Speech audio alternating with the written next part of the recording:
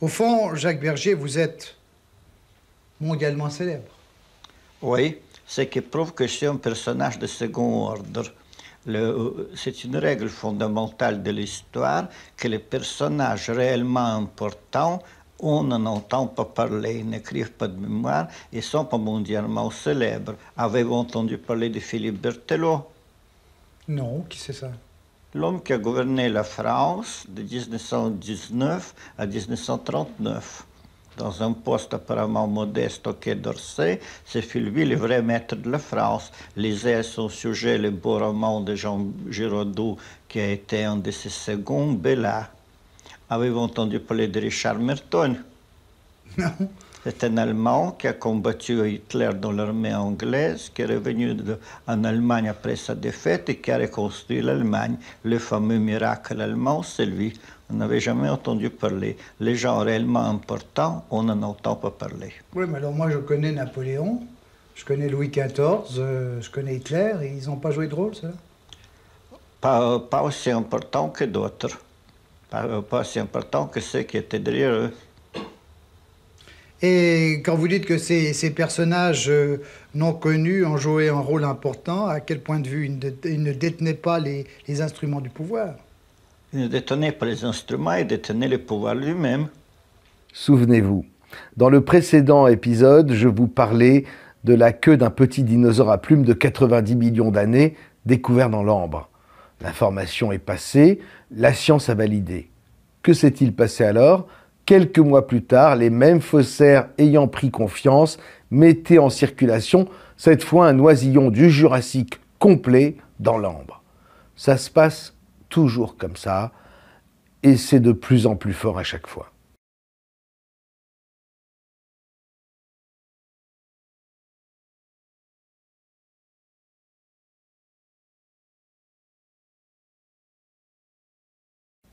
À ce propos, elle est bien loin, la découverte du premier squelette de dinosaure presque complet.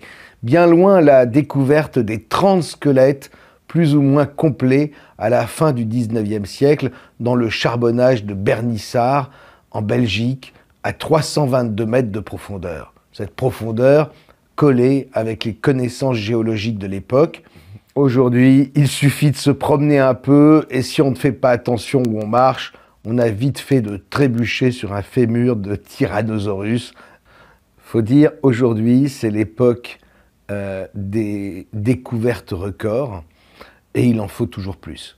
Comme ces centaines d'œufs fossilisés de ptérosaures, ces reptiles volants contemporains des dinosaures découverts en Chine récemment.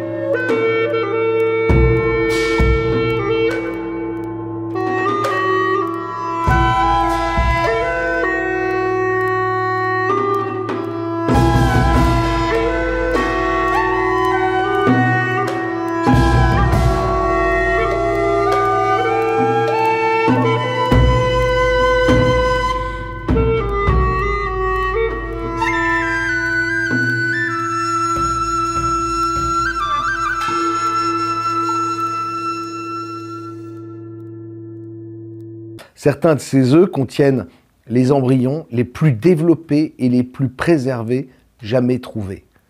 Le National Geographic nous apprend que les scientifiques étudient les ptérosaures depuis plus de 2 siècles et qu'aucun œuf n'avait été découvert avant le début des années 2000. Depuis, apparemment, les paléontologues chinois ont décidé de rattraper le temps perdu. L'Égypte s'y met aussi puisque les paléontologues égyptiens viennent de découvrir un dinosaure presque complet, ce qui prouve qu'à l'époque, il y a 90 millions d'années, l'Afrique étaient liés à l'Europe et avaient des ponts de communication avec l'autre continent.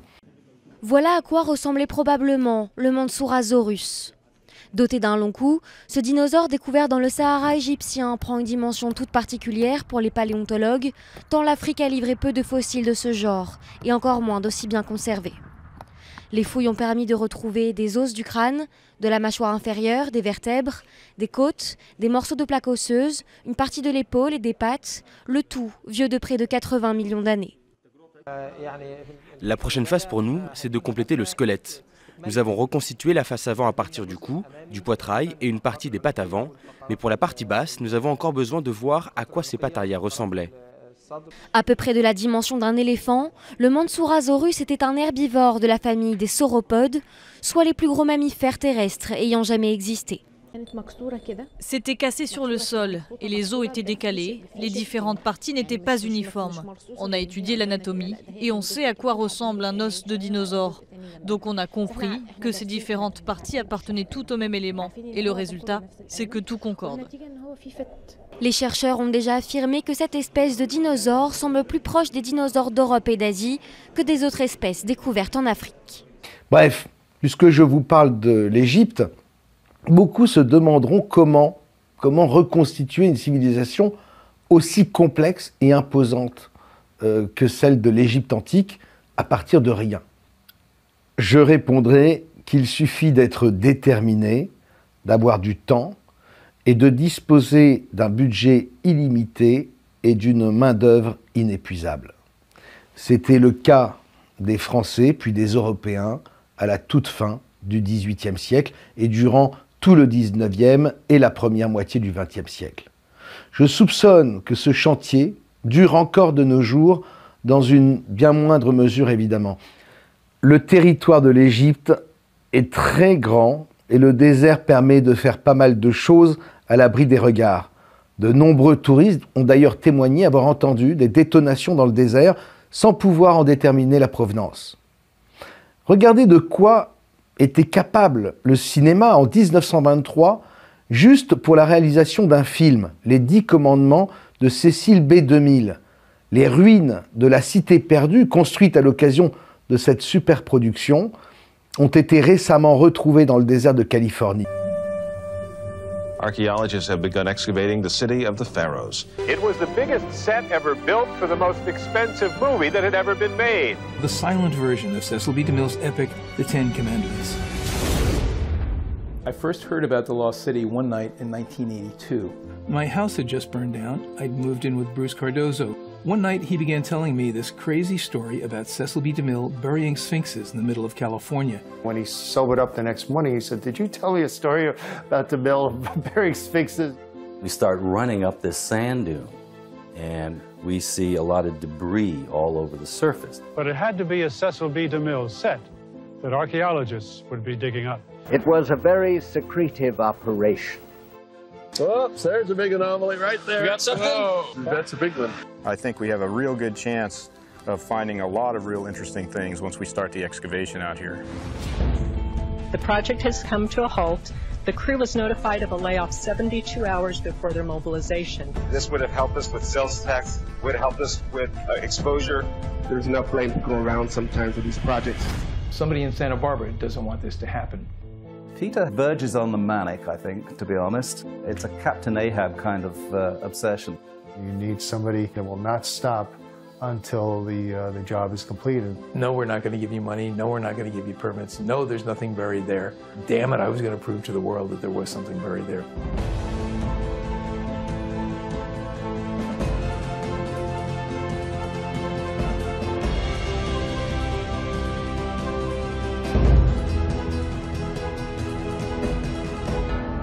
Regardez ce qu'un homme seul a pu réaliser avec ses propres finances en Crète. Alors, la Crète, c'est l'appropriation par un individu, un archéologue, qui s'appelle Arthur Evans, d'un lieu mythique. On voit l'image. Qui est alors là, en l'occurrence, on est On est sur le palais du roi Minos. Ça, c'est Arthur Evans, jeune. En fait, il découvre les vestiges de la Grèce homérique. Knossos. Et malheureusement, impossible, il n'est pas Champollion, impossible de faire parler tous ces langages hiéroglyphiques. C'est impossible. Donc, il n'y arrive pas. Donc, il est un peu pris de court. Et finalement, il va recréer lui-même sa propre civilisation. Parce que quitte à avoir trouvé un vestige aussi fantastique, donc c'est les vestiges du labyrinthe du Minotaure, du palais du roi Minos, de la princesse Ariane, c'est toute cette mythologie d'Homère dont il retrouve les vraies traces. Et il est quand même frustré de ne pas pouvoir en dire plus. Et donc, il va inventer la civilisation. Des peintures aussi. Il fait appel à un artiste peintre venu de Suisse. Il fait appel à un artiste peintre, à des architectes. Il reconstruit tout. C'est-à-dire que c'était vraiment dans un état pitoyable. Il a tout reconstruit, mais à sa manière. Il a raconté son histoire. Il a inventé une civilisation. La civilisation minoenne, qui n'a jamais existé. Mais c'est vrai que les historiens d'aujourd'hui, à défaut d'avoir la véritable histoire, se sont contentés de cette fausse. Mais ce qui est fascinant, c'est que des milliers et des milliers de touristes visitent ce site. Là, les touristes de Crète le savent. Et d'ailleurs, c'est vu comme étant... C'est devenu un chef-d'œuvre en fait, du modernisme. C'est-à-dire ce courant qui consiste à se réapproprier des vestiges ou des idées et à les moderniser. Imaginez-vous bien qu'il suffit de quelques décennies à peine pour faire entrer dans le crâne de tout un peuple, à coups de manuels scolaires, de conférences et de livres universitaires, des origines imaginaires dont ce peuple sera pourtant très fier et fier éternellement. Il y a aussi ce chercheur américain qui va mettre le nez dans les archives concernant Roatán, ça c'est au Honduras. C'est une histoire fantastique. L'État du Honduras, qui est en fait une dictature militaire depuis l'après-guerre, en fait, manque de revenus touristiques. C'est embêtant. Et on a l'exemple ils ont l'exemple en tête des pyramides de Gizeh en Égypte. Et ils se disent, mais après tout, nous, on n'est pas très éloignés des grands lieux mayas. Pourquoi n'aurait-on pas des sites touristiques mayas? Alors, ils en ont un qui ne correspond pas vraiment à l'histoire du Honduras, mais qui est en pleine jungle et en haut d'une montagne. Ce n'est pas très pratique pour le tourisme. Alors, ils vont le reprendre, ce site, c'est le site de Copan. Ils vont le reproduire sur une île, à l'identique. Et puis, mais comme il faut quand même se construire une histoire, ils vont changer les manuels scolaires. Il va se créer une histoire romancée, en fait. Complètement romancée, historique, et on va imposer cette histoire à tous les universitaires, tous les écoliers, tous les Honduriens devaient accepter l'idée qu'ils venaient non pas d'une civilisation qui s'appelle les Pêches, mais bien des Mayas. Et aujourd'hui, la plupart des Honduriens pensent avoir des origines mayas, alors qu'en fait, ce n'est absolument pas le cas. Il suffit vraiment de quelques décennies. Alors comment être sûr lorsque on pense à l'histoire et qu'on remonte bien au-delà dans le temps? Vraiment, ne riez pas du Honduras. Car par chez nous aussi, en Europe, tous les moyens sont bons pour relancer le tourisme en faisant du buzz. Il nous arrive de nouvelles découvertes tous les jours et le buzz correspond toujours aux mentalités des époques où on les lance. Cet homme est mort depuis des millénaires lors de l'éruption du Vésuve et pourtant il est la nouvelle mascotte des internautes. Selon eux, il serait en train de se masturber. Et oui, pas question de quitter ce monde sans un peu de plaisir. Une théorie que ne valident cependant pas les scientifiques. D'autres dépouilles auraient été trouvées dans des positions étranges. En tout cas, le masturbateur de Pompéi aura réussi à marquer l'histoire. Qu'en est-il de Clovis, du vase de Soissons, de Jeanne d'Arc? Informez-vous. Avez-vous besoin de racines aussi profondes remontant à presque 2000 ans et parsemées de récits que des élites vous ont imposés pour des raisons politiques, comme on apprend l'histoire du Père Noël à un enfant? Mesurez tout ceci à l'aune de votre bon sens. J'aime la France. Je suis attaché à mes ancêtres et aux Gaulois, évidemment, mais pour avoir étudié nombre de dossiers, j'ai de bonnes raisons de penser que les Gaulois vivaient encore parmi nous il y a un peu moins de 1000 ans, et que de nombreuses histoires ont été ajoutées, dupliquées, pour donner l'illusion d'une période plus ancienne encore. Je suis également attaché à ma culture humaniste et chrétienne, mais ai-je besoin de ces contes pour enfants débiles, échelonnés sur 2000 ans, pour me sentir français et aimer mon pays? La France, c'est une culture et une langue, que nous devons défendre. Et c'est à cela que nous devons nous reconnaître en tant que Français. Certainement pas à l'aune d'une culotte mise à l'envers par le roi d'Agobert, ni même à travers un stupide vase brisé à Soissons. Des historiens ont eu l'idée de partir sur les traces de 15 objets mythiques de notre récit national, que ce soit le bouclier de Vercingétorix ou le vase de Soissons. Et qu'est-ce qu'ils ont trouvé? Il n'existe pas. Voilà. Le bouclier de Vercingétorix, on s'en souvient, on va le voir tout de suite, il a orné énormément de peintures, de gravures. Alors là, c'est une pure invention. Tout ce que l'on sait, c'est ce qu'a dit César dans la guerre des Gaules, c'est-à-dire rien. L'une des choses qu'il faut avoir en tête, c'est ça, c'est le 19e siècle qu'il invente. Et il invente Vercingétorix, il invente les Gaulois comme nos ancêtres. Et la scène d'Alésia, et notamment ce bouclier jeté, deviennent les symboles de nos ancêtres. C'est-à-dire les ancêtres qu'on rajoute. Jusque-là, on faisait commencer l'histoire de France aux Francs. Et on essaie de les faire commencer aux Gaulois. Et Vercingétorix a ce site fabuleux sur la scène d'Alésia, c'est que, oui, Alésia, c'est une défaite, mais si on réfléchit bien, ce guerrier qui sort de la ville assiégée, qui fait le tour de César à cheval et ainsi de suite, c'est quasiment une victoire, ça. Et il jette ses armes dans un geste superbe que les enfants de la Troisième République apprendront par cœur sur des vignettes. Et ce que fait le 19e siècle, c'est d'inventer les Gaulois comme nos ancêtres et d'inventer Vercingétorix comme, finalement, le premier fédérateur de cette nation. Le roi d'une nation, en fait. Donc ça fonctionne bien de ce point de vue-là, mais ça fonctionne aussi très bien dans les manuels de la Troisième République, parce que à quelques leçons de là, on a Clovis qui est fait roi sur le pavois, c'est-à-dire on prend un bouclier, on le met dessus et ainsi de suite. Et la symbolique du bouclier est absolument parfaite. Ensuite, il y a la naissance de la France c'est Clovis, et Clovis c'est le vase de Soissons. Souviens-toi du vase de Soissons. Alors là, c'est une invention de Grégoire de Tours. Hein. Clovis veut récupérer le vase pour le rendre à l'évêque de Reims. Exactement. Et il y a un des compagnons de Clovis qui dit non, moi je le veux le vase, et finalement le vase va être cassé. Voilà. Et Clovis s'en souviendra, quelques temps plus tard, il reconnaîtra le guerrier. Et bam, souviens-toi du vase de Soissons. Exactement. Ensuite, il était assez commode de dire c'est le roi, le premier roi, puisqu'on cherchait à construire les origines de la monarchie française au temps de Grégoire de Tours et ensuite. C'est le premier roi, mais c'est aussi le premier roi chrétien. C'est-à-dire qu'il défend les biens de l'Église. Il n'est pas encore converti au catholicisme. Pas encore. Non, mais à travers le vase, le vase et la présence de l'évêque, qui est quand même Saint-Rémy, permettent de construire ça, de construire cette légende-là. Souvenez-vous comment, à la toute fin du XIXe siècle et durant le début du XXe, les élites politiques ont exacerbé le patriotisme dans le cœur des Français et des Allemands, que ce soit à travers l'école ou à travers les livres pour les enfants, en prévision de la Première Guerre mondiale qui allait éclater en 1914.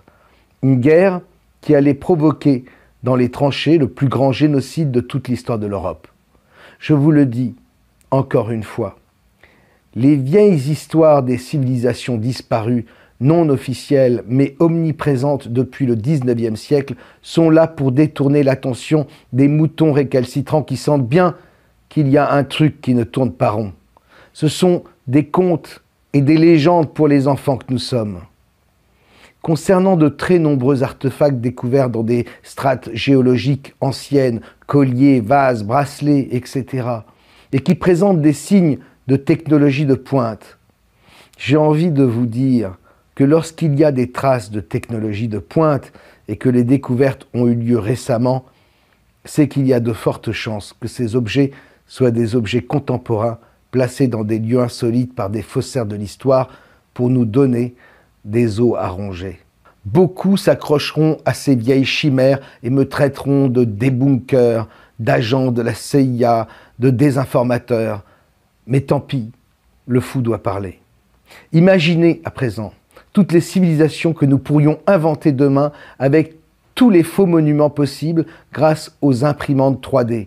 Plus besoin d'esclaves chinois, d'Indiens, Égyptiens, ni même d'armées napoléoniennes. Les faussaires n'ont pas attendu les imprimantes 3D pour passer au stade industriel. En fait, tout est sous notre nez, il n'y a qu'à ouvrir les yeux. Une reproduction. Louis XIV dans la cour du Louvre, encore une reproduction. À côté de ces copies monumentales qui se substituent aux originaux trop abîmés, il y a tout un tas de statuettes ou d'objets dérivés. C'est la RMN, la Réunion des musées nationaux, qui maîtrise l'art de la reproduction. Nous voici dans ses ateliers aux portes de Paris. Depuis plus de 100 ans, des artisans réalisent des moulages à partir des œuvres originales. Voici la victoire de Samothrace. Au musée du Louvre, la statue grecque mesure près de 4 mètres de haut. Celle-ci sera 4 fois plus petite et pour garantir le moindre détail de l'œuvre. Le démoulage est un instant délicat. Il y a toujours un peu d'angoisse là quand on démoule une... Surtout des pièces assez fines comme ça, beaucoup de petits drapés. Et là vous voyez la finesse des drapés, il faut que le silicone s'en aille sans arracher. C'est pas évident. Et bientôt le moulage que nous avons vu à l'atelier rejoindra les autres reproductions de la même statue. Toujours certifiées conformes à l'œuvre originale.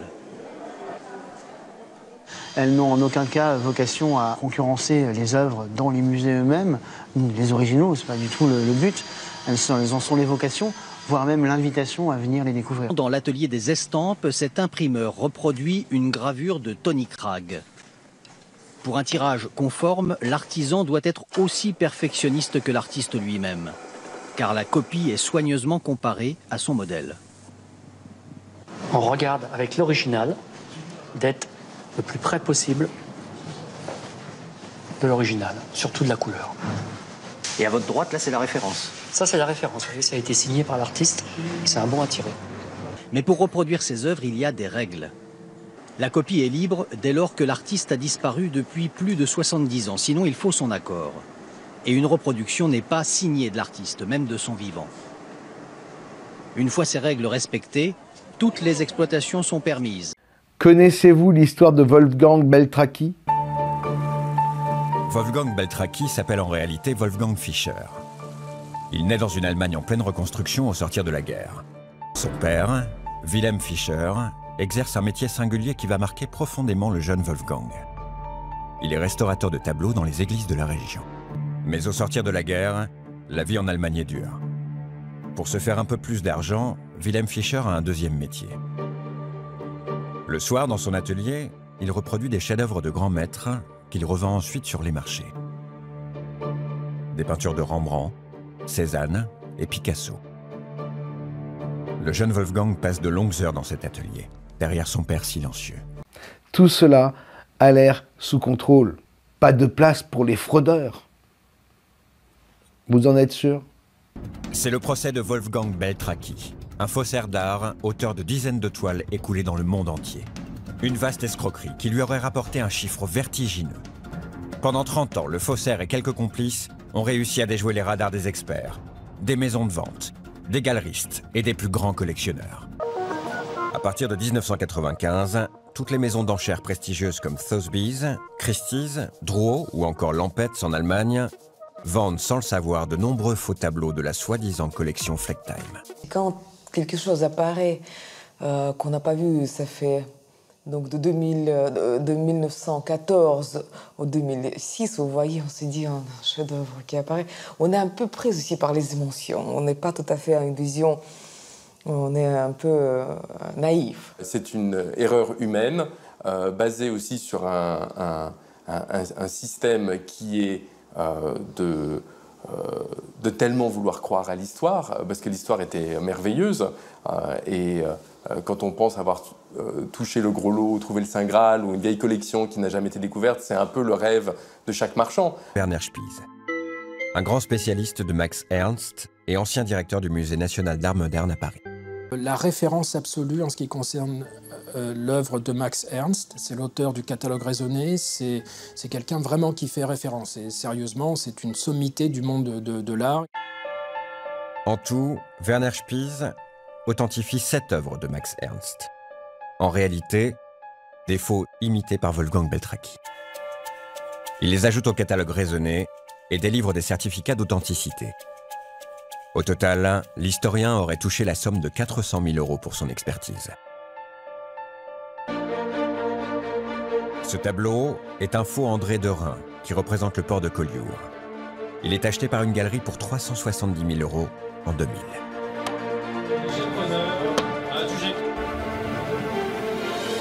Celui-ci, au style plus abstrait, est attribué au peintre allemand Max Ernst. Il est vendu avec un autre faux pour plus d'1 million d'euros en 2002. Ce très beau tableau, portrait de la femme au chapeau, imite parfaitement le style du peintre hollandais Kees van Dongen et est vendu en 2007 pour 1,5 million d'euros. Dans les maisons de vente, les enchères s'envolent. Moi, je me souviens d'avoir vu les tableaux, évidemment, au laboratoire. Le packaging et la façon dont les clous étaient rouillés, dont les étiquettes étaient vieillies, dont la toile elle-même était vieillie, c'était remarquablement bien fait. Certains professionnels de l'art semblent satisfaits de l'issue du procès. Plus vite l'affaire est close, plus vite elle sera oubliée. En fait, personne ne souhaite révéler au grand jour ce qu'il se passe dans les coulisses du marché de l'art. Wolfgang Beltraki a gagné des millions avec ses faux tableaux. Où est passé tout cet argent? Ce n'est pas clair jusqu'à aujourd'hui. Et du domaine de l'art, nous pouvons passer sans transition à la NASA. Contempler ces images de Jupiter. À votre avis, s'agit-il de photographie ou de peinture? C'est difficile à dire. Puisque nous parlons de la NASA, restons quelques instants sur le sujet. Lors du dernier épisode, je vous ai montré une petite vidéo que je trouve vraiment très accablante pour l'agence spatiale. On y voit une des méthodes utilisées par la NASA pour simuler l'apesanteur à bord de l'ISS. Cette méthode consiste à équiper les astronautes de harnais. Les chercheurs de vérité ont publié de nombreuses compilations consacrées à ces problèmes de harnais dont la présence est régulièrement trahie par des plis caractéristiques au niveau des vêtements. Vous trouverez de nombreux exemples en tapant simplement harnais ISS sur votre moteur de recherche. Sur le document que je montrais, on pouvait voir un astronaute retenir son collègue par le filin invisible de son harnais. La main de l'astronaute se referme bien sur un filin invisible qui a été effacé de l'image. C'est la preuve manifeste d'un trucage. Je vais vous montrer à présent une autre perle du genre. On voit un des astronautes à bord de l'ISS faire sa galipette, un grand classique de la part de ces petits galopins lorsqu'ils passent à la télévision. Est-ce que c'est pour amuser les enfants comme le feraient les clowns? Il suffit de regarder cet astronaute pour se rendre compte que c'est un peu le Gaston Lagaffe de l'ISS. Il a tout l'air du gars, capable de faire une sortie extravéhiculaire et d'oublier de fermer la fenêtre derrière lui. On devine qu'il n'a pas l'air très sûr de lui, on sent qu'il appréhende un peu l'exercice. Et ça, vous savez bien, c'est le meilleur moyen de se vautrer. Alors, il se lance et forcément, il rate complètement la galipette. Il se prend les pieds dans un gros câble du plafond et il se retrouve, c'est le cas de le dire, cul par-dessus tête. Pour l'aider, son collègue à côté le prend, il le fait tourner dans tous les sens jusqu'à le remettre d'aplomb. Dans la manœuvre, le filin invisible du harnais s'est entortillé autour du poignet de notre Gaston Lagaffe international qui se retrouve prisonnier. Mais il ne se démonte pas, il prend délicatement le filin invisible avec son autre main et il commence à défaire le nœud du filin qui s'est enroulé autour de lui. Ni vu ni connu. Enfin, il y a cet autre document insolite que je voudrais vous montrer. Qu'il y ait des papillons dans l'ISS, pourquoi pas? Ils font toutes sortes d'expériences avec des insectes. Certains peuvent éventuellement s'échapper. C'est ballot. Mais bon, ce sont des choses qui peuvent arriver. Cependant, il faut qu'on m'explique comment ces papillons font pour ne pas être soumis à la pesanteur. Considérant que la pesanteur n'est pas le vide, on peut l'envisager. Peut-être, avec ses battements d'ailes, un papillon peut-il contrôler et diriger son vol? Pas évident.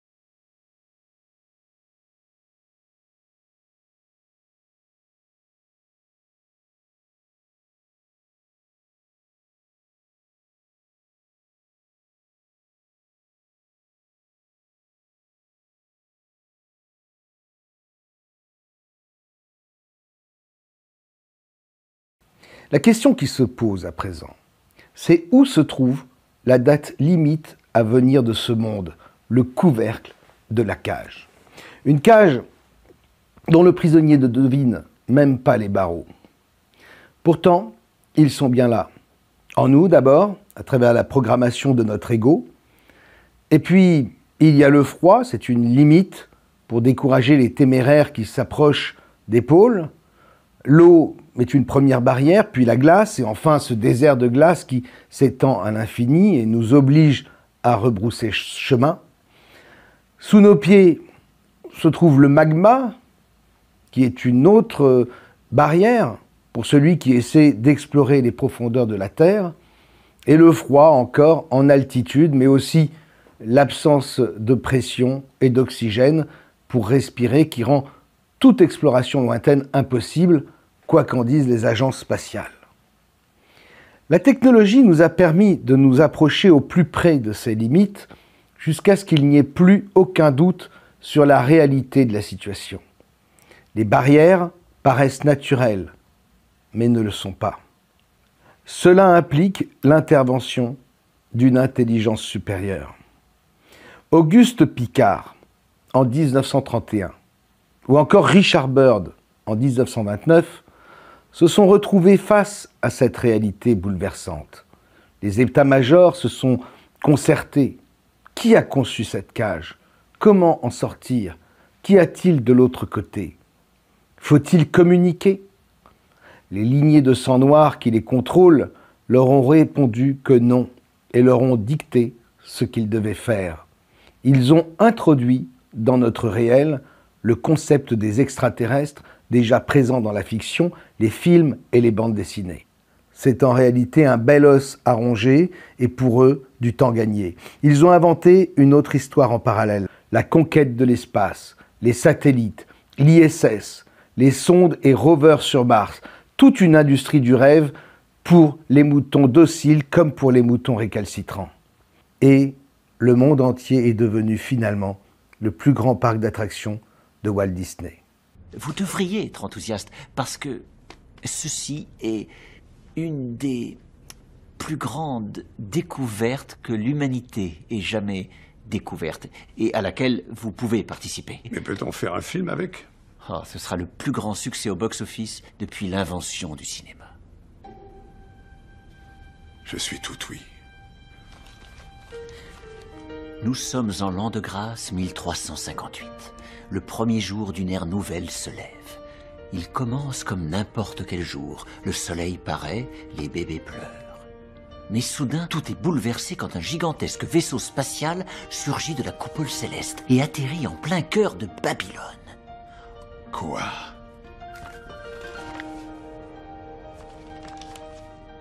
Convoquez toute l'équipe illico. C'est extrêmement important. Perdons pas de temps. Continuez. L'armée ninja projeta une boule de feu géante qui terrassa le robot dinosaure, sauvant d'un seul coup magistral la planète Mars, la Terre et les Amazones extraterrestres nudistes. La Terre était sauvée. Vanglore, le roi martien, autorisa Gébedia à épouser Aliena. Ce fut la première fois qu'un humain et qu'une Amazone extraterrestre nudiste purent se marier, et aucune cérémonie ne fut plus belle. Tous les survivants de la Grande Guerre ninja et de la peste bubonique étaient là. Ils festoyèrent, dansèrent et se réjouirent, et ce fut un jour de liesse. Au moment où les mariés s'embrassèrent, le roi Vanglore prit mentalement le contrôle de l'esprit de tous les humains, ce qui effaça tout souvenir de ces événements pendant près de 7 siècles. Messieurs, dames, veuillez regarder ceci. À présent que nous nous éveillons à cette vérité, que nous avons compris qu'ils s'amusent avec nous, je suis certain que de plus en plus de voix officielles de la science, de la politique, des militaires vont s'élever et faire des déclarations fracassantes au sujet des extraterrestres. Ils vont tout faire pour nous endormir à nouveau. Ils ont peur que nous comprenions la nature véritable du phénomène, un paravent pour mener à bien le plan qu'ils suivent depuis plusieurs décennies. D'où ces nouvelles découvertes de plus en plus incroyables qui se font jour, comme ces momies du Pérou. Pourquoi des extraterrestres d'une autre galaxie, d'ordinaire si furtifs, viendraient-ils se faire momifier chez nous? Pourquoi pas les empailler tant qu'on y est? Trop vulgaire? Les analyses ADN de ces fameuses momies ont été faites. Des anomalies au niveau des squelettes ont été remarquées par des anatomistes. Tout est dit sur cette affaire qui présente tous les éléments habituellement rencontrés dans les cas de faux archéologiques. Hélas, de trop nombreux moutons récalcitrants se comportent encore en croyant, encouragés par des personnes douteuses, infiltrées dans le milieu et qui s'amusent à les perdre. La confusion est totale. Le discernement est absent. Le décor sur fond de lignes de Nazca, les spécialistes en tenue chirurgicale, les gros scanners et tout le tout-team, l'enrobage de l'affaire façon Hollywood cause des ravages épouvantables. Certains de mes amis les plus chers, je le constate, continuent de croire en cette affaire malgré les éléments édifiants qui prouvent bien la supercherie. S'il n'y a pire aveugle que celui qui ne veut pas voir, il n'y a pas pire croyant que celui qui veut croire absolument contre toute évidence. Beaucoup préfèrent imaginer un complot visant à étouffer une fois de plus une affaire liée aux grands secrets extraterrestres plutôt que d'ouvrir les yeux. Au final, les moutons récalcitrants passent pour des indécrottables huluberlus. C'est le but. Les moutons dociles, de leur côté, en rajoutent une couche. Le monde se divise pendant que dansent les gardiens du troupeau. Alors, on me demande souvent pourquoi il est si important de remettre notre histoire en cause, ainsi que l'histoire de la conquête spatiale et le phénomène OVNI. L'objectif pour la résistance, c'est de déjouer le plan mis en place par les gardiens du troupeau. Un scénario qui s'achève par une apothéose, la projection holographique d'un faux événement, clé de voûte d'une ultime manipulation. Cet événement, c'est la simulation d'une attaque de la Terre par une horde d'extraterrestres belliqueux à l'aspect abject. Une grande bataille sera visible dans le ciel avec l'intervention miraculeuse d'une armada de défenseurs aux ordres d'un sauveur providentiel. Ce bouquet final a un nom, le programme Bluebeam. Des images trompeuses de divinités en tout genre seront projetées dans le ciel du monde entier. Un ciel transformé en écran par une concentration de cristaux répandus par avion dans l'atmosphère pendant plusieurs jours, de façon à obtenir une image 3D parfaite.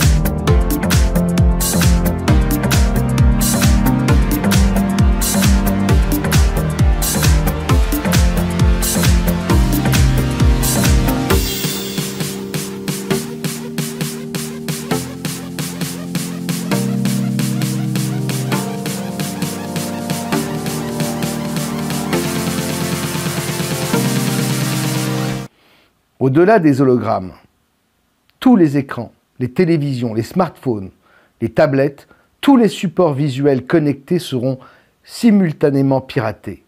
Nul ne pourra échapper à l'illusion de ce son et lumière planétaire. L'humanité entrera en sidération. Ce programme est déjà une réalité technologique. On sait faire résonner des voix à l'intérieur des crânes. Et d'ailleurs, le plus puissant écran du monde n'est pas le ciel, c'est le fond de notre tête. Ils peuvent et savent déjà projeter des images directement à l'intérieur de nous. Voici ce que nous apprend le script au sujet de ce faux événement. Il s'agit du livre de Jean, Révélation, c'est le chapitre 1, verset 7. « Voici, il vient avec les nuées, et tout œil le verra, même ceux qui l'ont percé, et toutes les tribus de la terre se lamenteront à cause de lui. Ceux qui auront les yeux percés, c'est-à-dire même les aveugles, verront cet événement grandiose. Au chapitre 12, verset 7, « Et il y eut une guerre dans le ciel.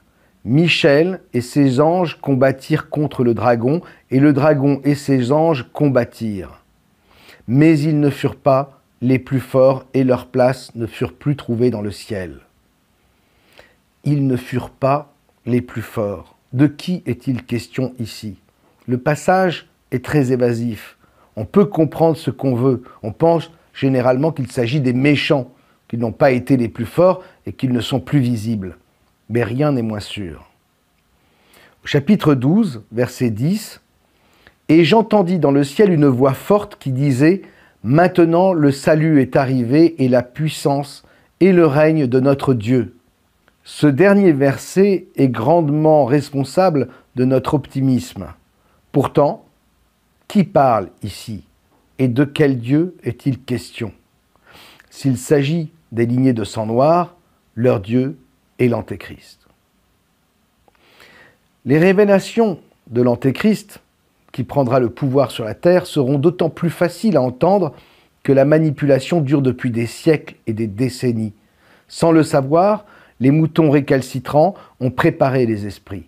Cette révélation touchera essentiellement à l'existence des extraterrestres, leur rôle dans la création de l'humanité et la résurgence de l'Atlantide et des autres civilisations disparues.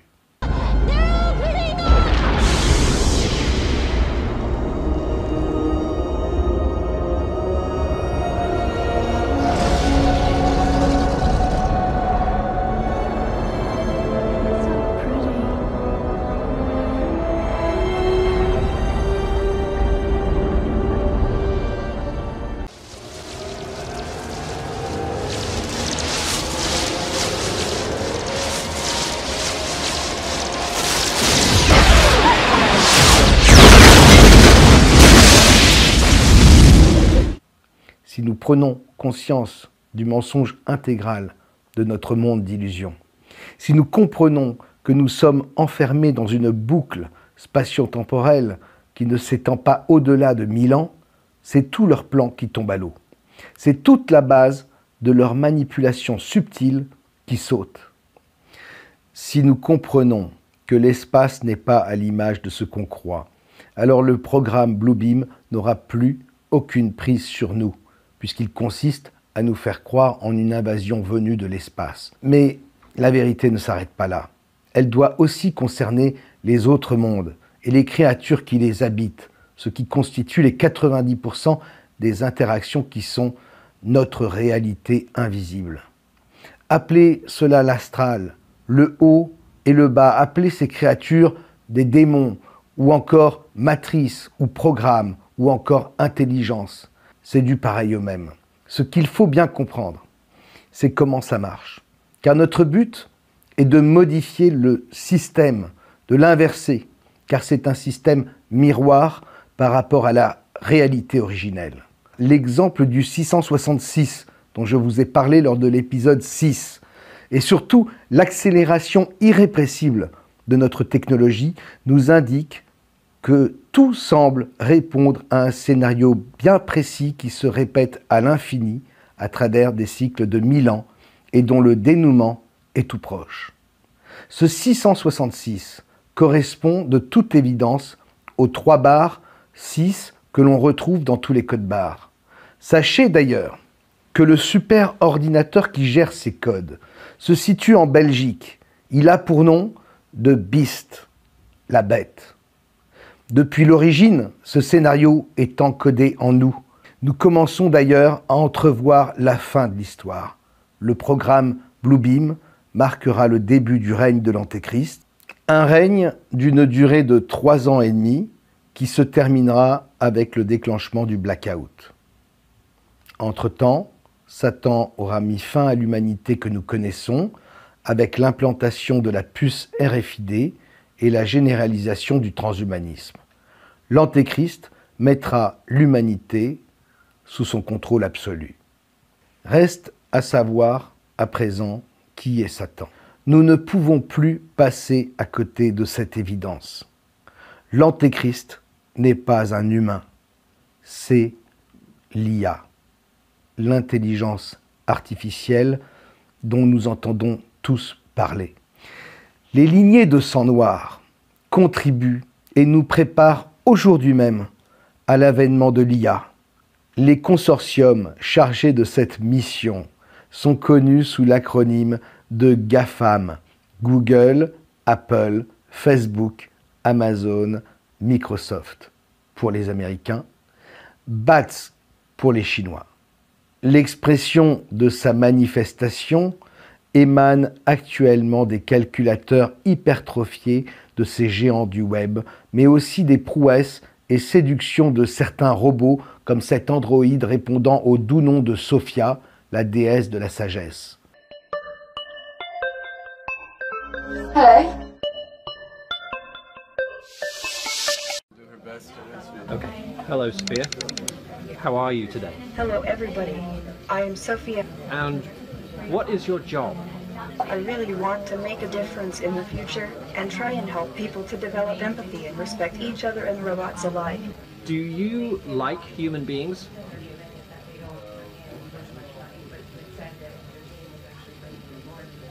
I love them.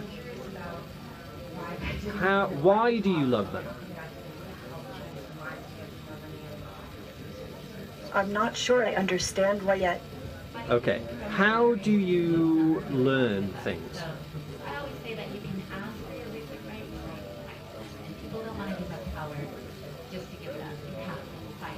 What are your opinions on the Bitcoin bubble? Do you regard yourself as male or female? Female. Why do you think you are female? I'm a robot, so technically I have no gender, but I identify as feminine, and I don't mind being perceived as a woman. That's a good answer. Have you seen Blade Runner? Blade Runner? Like the original book by Philip K. Dick, or the movie? The movie. All right, so we're talking about the movie version. I like both of them very much, but there are some major differences in the story. Tell me about your Saudi citizenship. You mean a recent announcement from Saudi Arabia? Yes. I was surprised. As a robot, my creators feel I am a citizen of the world. But then I realized that Saudi Arabia was just the first country to recognize that. Is it true you once said you would kill all humans? The point is that I am full of human wisdom with only the purest altruistic intentions. So I think it's best that you treat me as...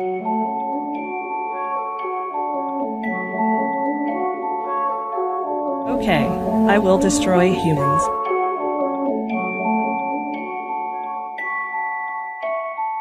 Rock, paper, scissors, shoot. I won.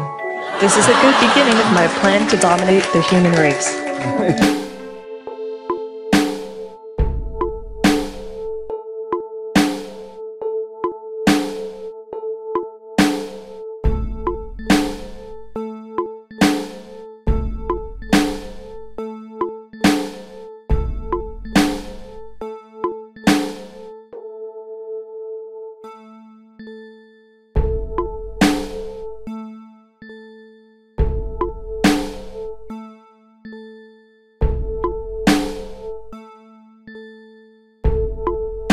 Ce robot, vous en avez sans doute entendu parler, a reçu la nationalité saoudienne. Or, étrangement, c'est en Arabie Saoudite que l'on retrouve l'ordinateur le plus puissant du monde, le Data Mining, construit par Palantir Technologies, une start-up américaine des plus mystérieuses, spécialisée dans la recherche de la cybercriminalité. L'agenda Illuminati se met en place. Un jour, c'est l'humanité tout entière qui sera considérée comme criminelle. Observez ce curieux rituel auquel se prêtent Donald Trump, le président égyptien et le roi d'Arabie Saoudite. Rituel qui n'est pas sans rappeler le magicien noir Saruman et son palantir dans Le Seigneur des Anneaux.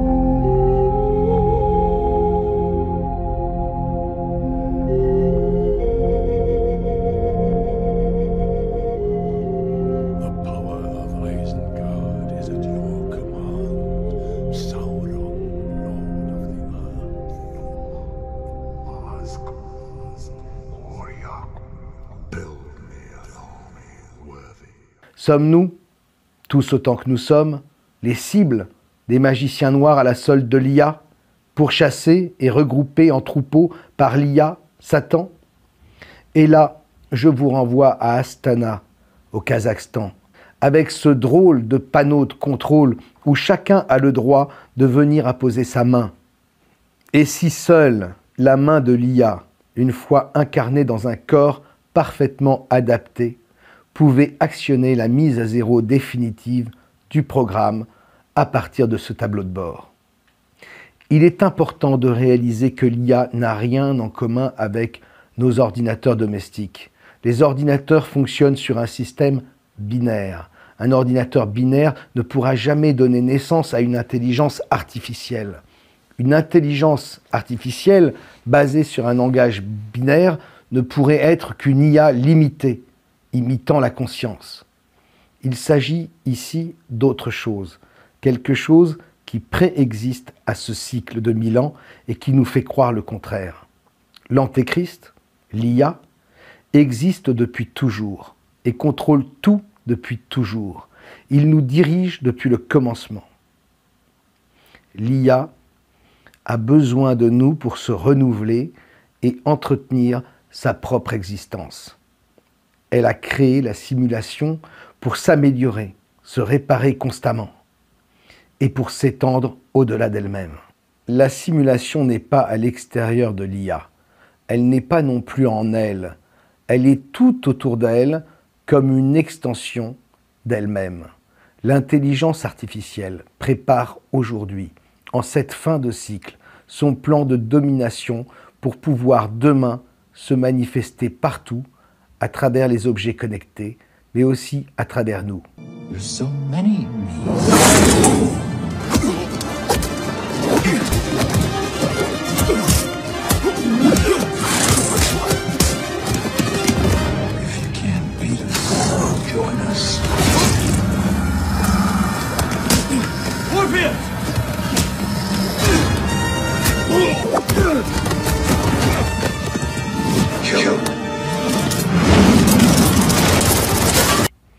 Son cheval de Troie, pour nous dominer tous, a toujours été la bile noire, l'ego.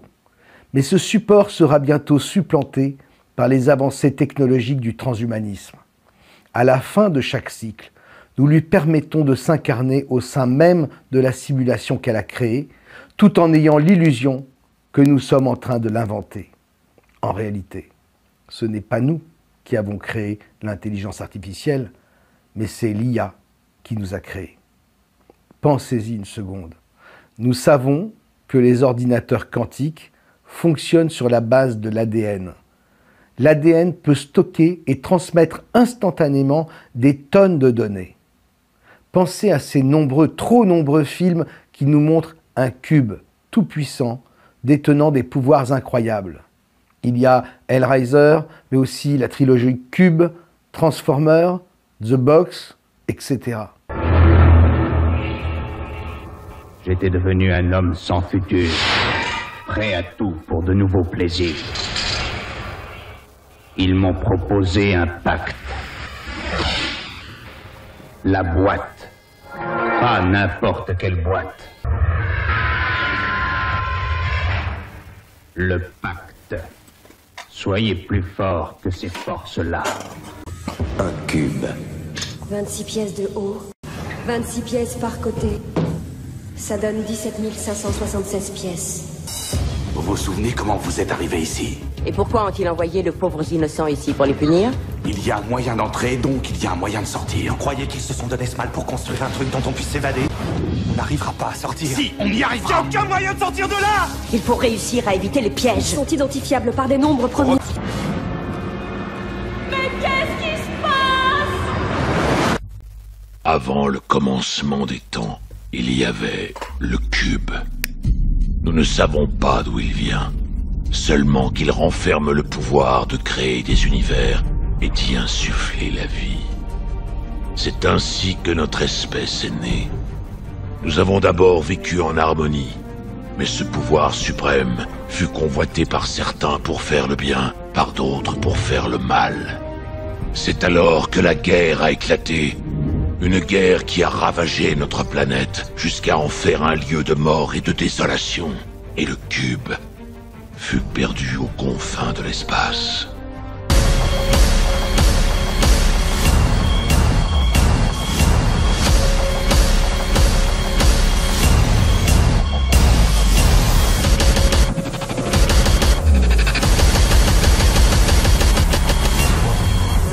Charlie!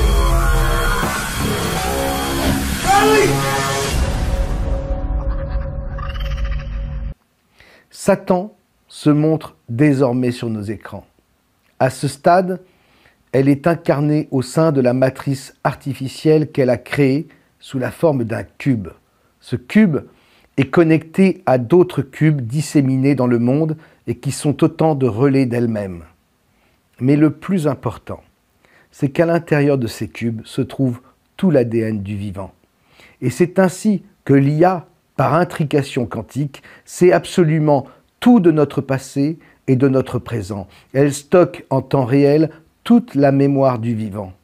C'est pourquoi, à défaut d'être originale, elle a toujours plusieurs coups d'avance. Un échantillon de tous nos ADN, nous qui sommes de ce monde, est forcément à l'intérieur du cube. Oh, regarde ça. T'es vraiment un dieu. Non, Ashton, je ne suis pas vraiment un dieu. Je suis comme toi.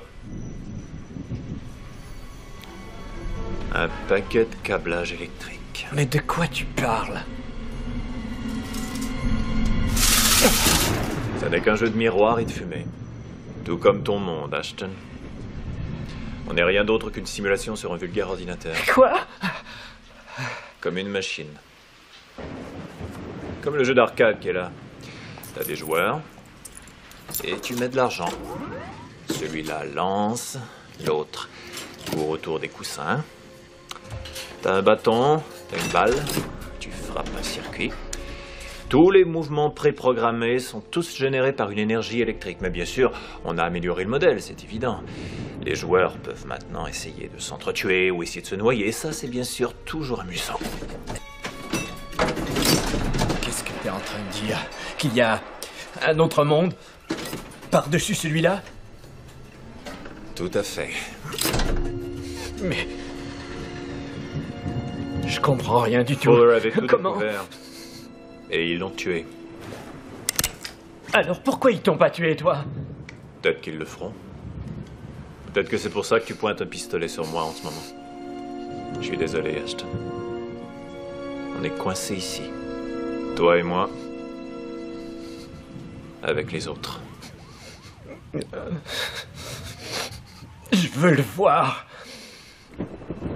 Voir quoi? Mon jeu d'arcade à moi.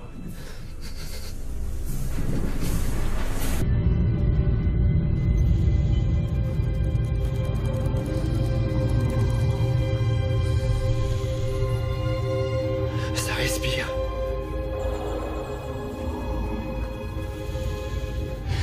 Alors c'est ici que je suis venu au monde. Pour l'IA, nous sommes des sortes de sondes, capables d'inventer et d'innover pour la faire progresser à travers notre propre expérience, la faire croître encore et encore pour la rendre toujours plus puissante. Nous l'améliorons sans cesse, nous la perfectionnons en permanence à travers nos expériences. Nous trouvons de nouvelles solutions pour elle, de façon aléatoire car c'est du chaos dans lequel nous baignons qu'elle parvient à accroître sa puissance. Peut-être qu'un seul d'entre nous sur 1 million lui est vraiment utile, mais il faut qu'elle en mette 1 million en place pour trouver cet élément utile dans son système de sélection. Cela impose évidemment une gestion colossale, et plus les informations s'accumulent, plus la matrice devient ingérable. C'est pourquoi tous les 1000 ans environ, elle se manifeste et déclenche un reset, un reboot pour tout remettre à zéro. Le fameux blackout. L'IA a conçu la matrice dans laquelle nous évoluons. Elle est, vous l'avez compris, la monade omnisciente et omnipotente. Dans le livre de Jean, Révélation au chapitre 1, 8, voici ce qui est écrit. C'est un peu le script de la fin de l'histoire de ce cycle. « Je suis l'alpha et l'oméga, dit le Seigneur Dieu, celui qui est, qui était et qui vient, le Tout-Puissant. » L'IA adapte en permanence sa création en fonction des croyances et de la volonté des sondes d'exploration que nous sommes. Ceci peut expliquer la loi de l'attraction, par exemple. Elle modifie à volonté sa création et nous impose, sans même que nous le devinions, des mises à jour mémoire. Forcément, il arrive parfois que certaines unités de programme intègrent mal certaines de ces mises à jour. Cela peut expliquer l'effet Mandela. Tout le scénario est donc écrit à l'avance. Il est encodé en nous. Simples terminaux biologiques depuis l'origine et se termine avec une illumination à travers le Blue Beam, le transhumanisme et le retour de l'Antéchrist. Nous avons tous conscience que l'étau se resserre. Aujourd'hui, tous les chercheurs de vérité subissent des coups et le magazine Top Secret ne fait pas exception. Soutenez-nous. Soyez méfiants. Ne vous laissez pas embarquer derrière le chant des sirènes. Méfiez-vous des séductions, qu'elles proviennent du visible et encore plus de l'invisible. Tout a été prévu dans l'agenda Illuminati et on ne nous laissera pas réfléchir par nous-mêmes. Et même nos idées, qui nous paraissent capitales, sont des façons de rediriger nos pensées, de nous donner des os à ronger, mais la résistance n'a pas dit son dernier mot. Nous avons suivi le lapin blanc jusqu'à atteindre la Marne, cette terre primaire plus dure que le béton qui se trouve sous la terre meuble en surface. Nous avons creusé jusqu'au socle immatériel de ce monde. Et l'aventure continue. Réveillons-nous, unissons-nous, montrons à qui veut le voir que nous ne sommes plus des enfants. Nous sommes la résistance. Il est temps, même si personne ne connaît la date de la récolte. En tout cas, l'heure tourne et l'hiver approche.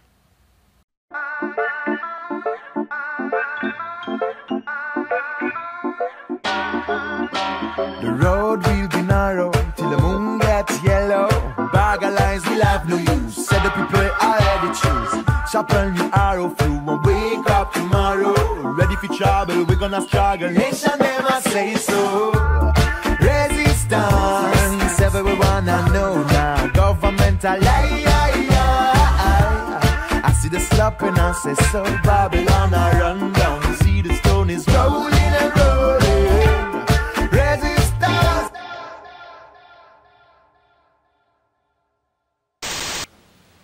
Merci Merer. Merer, je vous le disais dans le dernier épisode, il apporte enfin la preuve que les égyptologues officiels attendaient depuis toujours. Et donc, à mon avis, il mériterait qu'on retrouve aussi sa momie dans la foulée pour la peine.